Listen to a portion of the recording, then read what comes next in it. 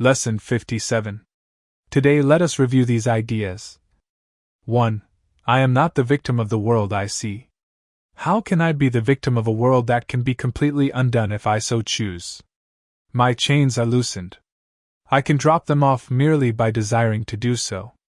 The prison door is open. I can leave simply by walking out. Nothing holds me in this world. Only my wish to stay keeps me a prisoner.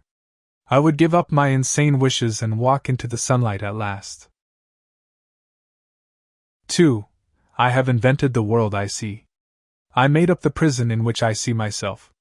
All I need do is recognize this and I am free.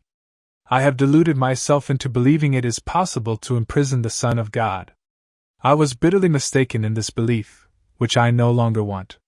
The Son of God must be forever free.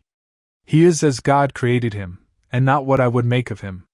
He is where God would have him be, and not where I thought to hold him prisoner.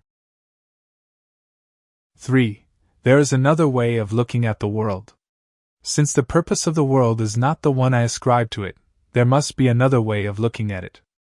I see everything upside down, and my thoughts are the opposite of truth. I see the world as a prison for God's Son. It must be, then, that the world is really a place where he can be set free. I would look upon the world as it is, and see it as a place where the Son of God finds his freedom. 4.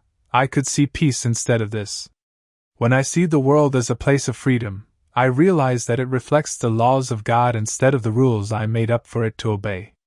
I will understand that peace, not war, abides in it. And I will perceive that peace also abides in the hearts of all who share this place with me. 5. My mind is part of God's. I am very holy. As I share the peace of the world with my brothers, I begin to understand that this peace comes from deep within myself. The world I look upon has taken on the light of my forgiveness, and shines forgiveness back at me. In this light I begin to see what my illusions about myself kept hidden. I begin to understand the holiness of all living things, including myself, and their oneness with me.